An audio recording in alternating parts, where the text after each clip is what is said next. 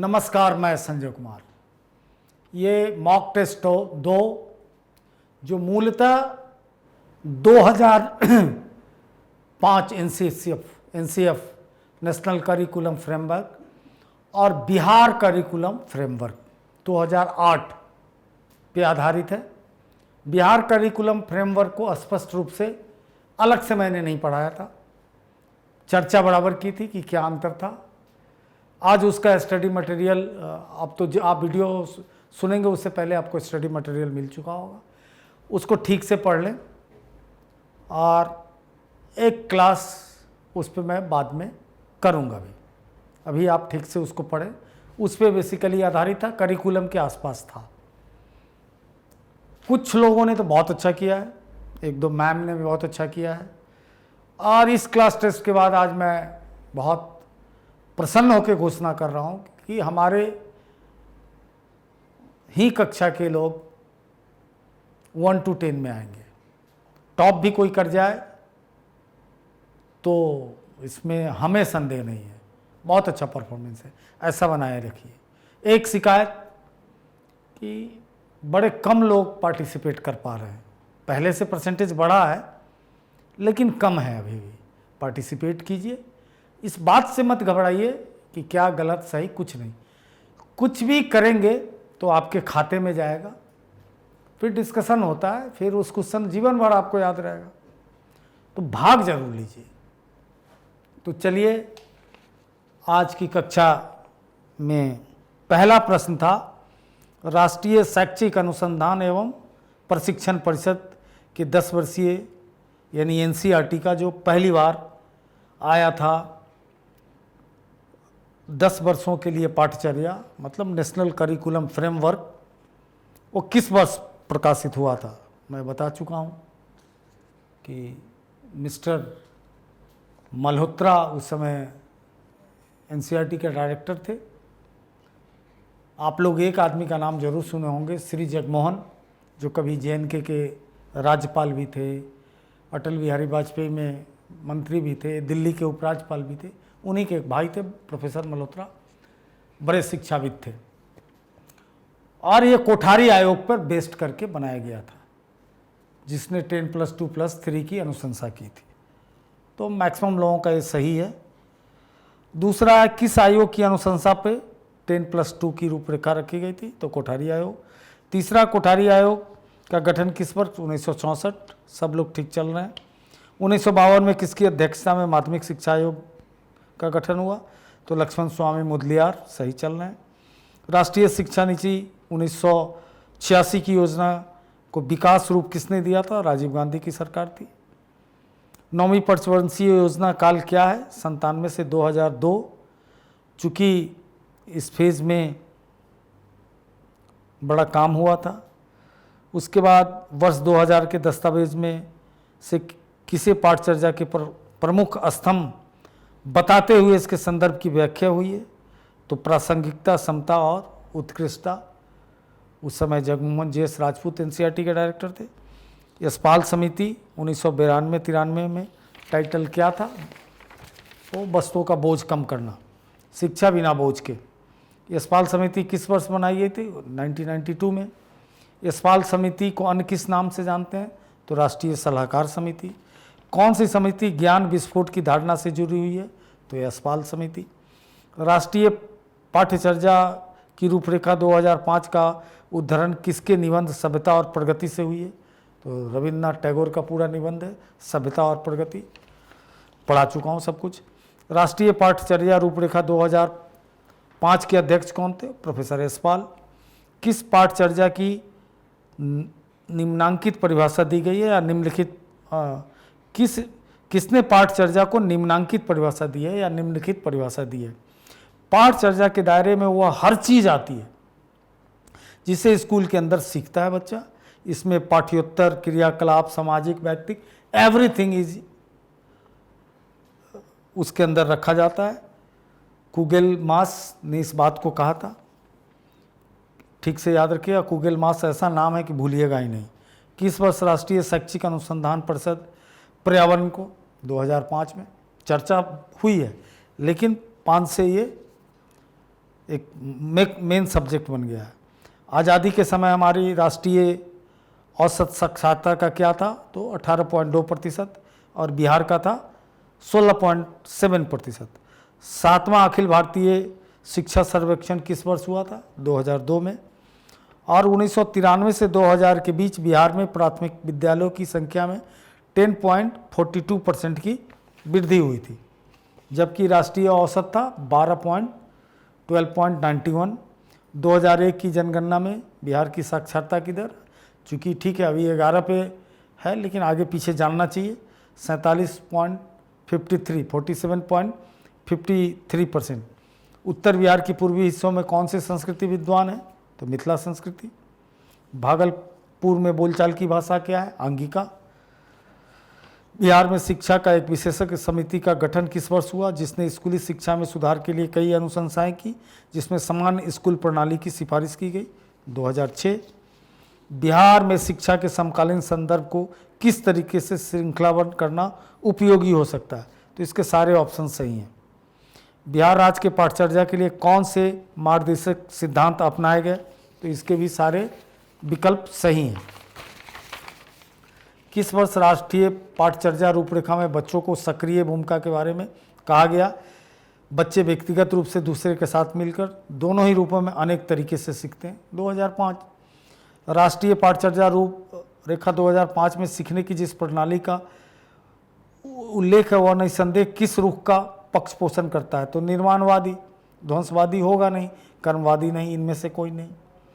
कौन सी पद्धति एक हद तक बनी रह सकती है, रटन सबका कहना है, खासकर सेकेंड लैंग्वेज के मामले में कि बड़ा मुश्किल है इस पद्धति को हटाना, तो इसको स्वीकारना होगा। द्वितीय भाषा संस्कृत में भी बहुत सारे चीज़ धातु रूप शब्द रूप लोग रटते ही हैं। राष्ट्रीय पाठचर्या रूपरेखा 2005 के अनुसार बच्चे किस तरीके से सीखते हैं, अनुभव के जरिए, प्रयोग करके, कुछ बातें बनाते हैं और करते हैं, सभी मेथड सभी के बराबर हक है। हाँ, एक क्वेश्चन का आंसर आपको गलत गया था, आज मैं जब चेक कर रहा था तो वो बताता हूँ कौन है। किशोर न्याय अधिनियम किस वर्ष पारित हुआ, 1986।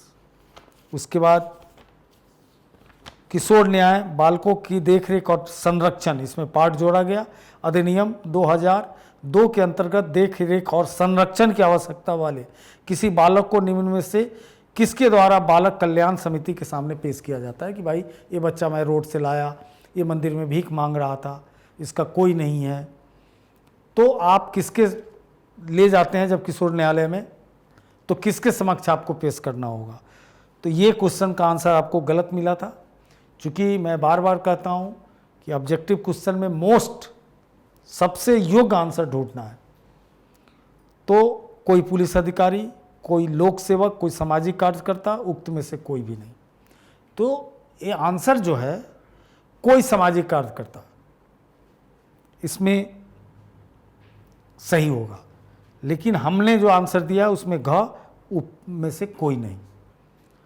तो इस पे डिस्कशन हुआ मेरे कार्यालय में भी, मैंने कहा कि नहीं, ये हिंट तो देता है ना। अब समझिए कि किशोर न्याय संरक्षण अधिनियम 2002 कहता है, बेयर एक्ट को फिर मैंने निकाल के सबको दिखाया कि बेयर एक्ट कहता है कि वो जो बनेगा कोर्ट, उस कोर्ट में 3 लोग रहते हैं। एक रहेगा फर्स्ट क्लास मजिस्ट्रेट, बिहार की भाषा में प्रथम श्रेणी के मजिस्ट्रेट, दंडाधिकारी जिसको कह लीजिए, और दिल्ली में मेट्रोपॉलिटन मजिस्ट्रेट होता है फर्स्ट क्लास मजिस्ट्रेट। दूसरा 2 सामाजिक कार्यकर्ता होंगे। आ तो गया कम से कम इस उत्तर में सामाजिक कार्यकर्ता, सीधे लिखा हुआ है कोई सामाजिक कार्यकर्ता, ठीक है, तो शब्द तो आ गया कोई सामाजिक कार्यकर्ता, तो कोई भी, चूंकि कंडीशन नहीं कि कोई सामाजिक कार्यकर्ता आएगा, तो लेकिन जब कोर्ट बनेगा तो 3 की संख्या होगी, उसमें 2, कभी भी कोर्ट इवन नहीं होता, ऑड होता है, चूंकि 2 आदमी किसी निर्णय पे अगर टकरा गए तो तीसरे से बहुमत से फैसला होता है, कहीं भी सुप्रीम कोर्ट तक। तो उस कंडीशन में 2 सोशल एक्टिविस्ट होंगे, जिसमें से एक महिला रखना है, क्योंकि महिला भी जा सकती है, तो लिंगीय भेद नहीं रखना है, और तीनों को जज साहब ऐसा ही नहीं कि जज हैं फर्स्ट क्लास तो उनको दे दिया गया, नहीं, उनको बाल मनोविज्ञान का अध्ययन चाहिए, क्योंकि बाल मनोविज्ञान ऐसा चीज़ है। कल ही मैं देख रहा था कि एक हम लोगों के परिवार में एक बच्चा है जो मनोवैज्ञानिक रूप से उसकी दुख है, उसकी माँ नहीं है, तो उससे लोग मिल के आए तो सबने कहा कि थोड़ी सी इसकी पिटाई के साथ पढ़ाई। 8 साल का बच्चा है, और जो आदमी मेरे जैसे आदमी के सामने अगर ये कोई बोले, मैंने कहा कि आप सभी पहले गीजू भाई की किताब पढ़ लें, फिर बच्चों के साथ ऐसा। दुख की एक बात है कि कुछ भी बाल मनोविज्ञान के बारे में को नहीं जानते। अच्छे अच्छे जो शिक्षा ग्रहण कर चुके हैं, टीचर हैं, वो पढ़ लिए बस बंद कर दिए।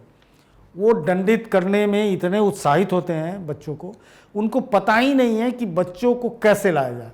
इसलिए बार बार कहता हूँ कि आप अपने पास पैसा हो तो मात्र 55 रुपये की किताबें 10-5 खरीद लीजिए, और गांव में ऐसे समझदार लोगों को दीजिए जो हर चीज़ में हाथ लगाने लगते हैं। कोई भी बीमार हुआ, बोला पैरासीटामोल खा लो, क्रोसिन खा लो। हर आदमी डॉक्टर है, हर आदमी बच्चे का ये, अरे मारो थोड़ा हेंगा दो ठीक हो जाएगा। अरे जब तक बच्चा थप्पड़ लप्पड़ नहीं खाता है, नहीं, आप उसके कोमल हृदय की हत्या करते हैं, वो उस ढंग से वो मानेगा ही नहीं। आपको गिजू भाई ट्रीटमेंट ही करना होगा, चाहे कितना भी उदंड बच्चा हो, और मनोवैज्ञानिक चीज़। तो इसमें ये कंडीशन है कि वो मनोविज्ञान को समझता हो, 6-8 साल का अनुभव हो, वही लोग जा सकते हैं, सीधे नहीं। अब ये अलग बात है कि सरकार के हाथ इसी की अनुशंसा कर दे, लेकिन कंडीशन है। तो ये क्वेश्चन का आंसर ग होगा, ठीक कर लीजिएगा। और एक 89 का टेस्ट इसको मानिएगा। IBM सबका सही माना जाएगा। IBM इंटरनेशनल किस इकाई ने बताया कि देश में विद्यालय नहीं जाने वाले बच्चों की संख्या किस राज्य में सबसे अधिक है? किस इकाई ने? तो सामाजिक और ग्रामीण शोध परिषद ने बताया।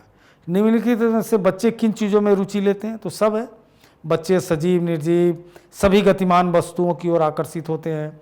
गतिशील पदार्थों के अलावा प्रकृति में पाए जाने वाले चटख रंग की ओर आकर्षित होते हैं। गतिमान चीज़ों को देख ले जाने पर रोना बंद कर देते हैं। बालू पानी में बच्चे की बड़ी गहरी दिलचस्पी है। बहुत सारे अभिवंचित बच्चे नकारात्मक वातावरण में, बोझिल, विपरीत, दुर्बलकारी वातावरण में जी रहे हैं। इस नकारात्मक वातावरण के चंद प्रभाव जो स्कूली शिक्षा से टकराते हैं कौन से हैं? तो सब है। व्यवस्था संगठन के प्रति जागरूकता की कमी, संपत्ति के लिए सम्मान या चीज़ों के सतर्क उपयोग का अभाव तथा डर, ध्यान देने में कमजोरी। छोटे अभिवंचित बच्चों पर उनके पर्यावरण का सबसे गंभीर प्रभाव क्या पड़ता है? वे किस किस्म के अनुभव हासिल कर पाते जिससे कि वो धारणाएं विकसित कर सके जिन पर पाठ चर्चा आधारित होती है। बहुत इंपॉर्टेंट कि इन्वायरमेंट जैसा देंगे, अगर भयभीत कर रखेंगे तो उसका कॉन्सेप्ट बिल्डअप ही फ्रेगमेंटेड होगा। क्यों इतना सक्सेस रेट कम है हम लोगों के समाज में? कि उसका फ्रेगमेंटेड हो जाएगा, वो किसी चीज़ को कोरिलेट नहीं कर पाएगा और वो परेशानी में फंस जाएगा। अध्यापकों के कौन से गुणों द्वारा बच्चे अपनी असमर्थता पर जीत हासिल कर सकते हैं? तो सब है। सुप्रशिक्षित होना चाहिए, अधिक समर्पित, संवेदनशील होना चाहिए। किक शिक्षाविद को किंडरगार्टन प्रणाली में बच्चों को आत्मगतिशीलता की रुकावटों को दूर करने के लिए काम करती है, शिक्षाविद ने कहा। तो फ्रेवेल पोस्टोलॉजी का शिक्षा शास्त्र सशक्त रूप से किस पर केंद्रित है? बाल केंद्रित। किसने प्रकृतिवाद से प्रेरित होकर अनेक प्रवर्ती चिंतकों ने शिष्य के संदर्भ में अध्यापक की भूमिका निर्धारित की? रूस ने। प्रकृतिवाद रूसो। सीधा आंख बंद करके रूस। कोठारी आयोग की रिपोर्ट की प्रगति रोकने वाले प्रमुख कारक कौन थे? औसत अध्यापक की कमजोरी, शिक्षण पद्धति के बारे में उचित शैक्षिक अनुसंधान का विकास न होना पड़ा, और वर्तमान शिक्षा प्रणाली की अनम्यता। कोठारी आयोग की रिपोर्ट में शैक्षिक प्रणाली में किसकी आवश्यकता पे सही जोर दिया गया? तो लचीलापन और गतिशीलता, कठोरशीलता पे नहीं दिया गया। यासना पोलिया स्कूल के अपने प्रसिद्ध प्रयोग किस स्वतंत्रता पे अधिक जोर दिया था? किसने स्वतंत्रता पे बहुत जोर दिया था यासना पोलिया स्कूल में? तो लियो टॉल्स्टॉय ने। शिक्षा में हुए प्रमुख परिवर्तन को सुमेलित कीजिए। इसका आंसर क सही है। बहुभुत बुद्धि सिद्धांत किसने? गार्डनर। पूरा गार्डनर को बहुत बढ़िया से पढ़ाया हूँ। हार्वर्ड गार्डनर ने बहुभुत बुद्धि सिद्धांत का प्रतिपादन किस वर्ष किया? 1983। किसने 8 प्रकार की बुद्धियों की पहचान की? Harvard gardener.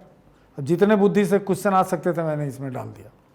राष्ट्रीय शिक्षा के संदर्भ में पाठचर्या का अत्यंत महत्वपूर्ण भाग क्या है? बिल्कुल भाषा। देख ही रहे हैं, मैक्सिमम हस्तक्षेप भाषा का है। बिहार में घरेलू भाषा के रूप में कौन सी भाषा बोली जाती है? हिंदी, उर्दू, अंगिका। मगधी भी रहता चलता, बजिका भी रहता तो चलता। बिहार के विद्यालयों में प्रथम भाषा के रूप में क्या पसंद किया है? हिंदी।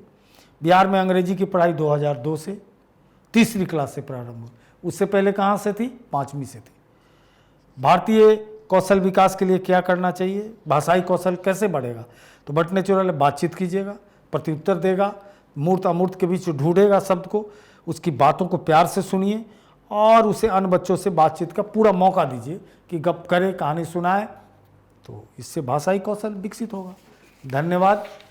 आपसे आग्रह है कि अधिक से अधिक लोग कक्षा को सुने, टेस्ट में पार्टिसिपेट करें और अपने दोस्तों को बताएं। रेटिंग जहां है वो रेटिंग पे क्लिक कीजिए, जो आपको उचित लगता है, अच्छा लगता है। ये मैं नहीं आग्रह करूंगा कि सर्वश्रेष्ठ दीजिए, देख लीजिए। और जय हिंद। Contact email straightforwardclasses@gmail.com.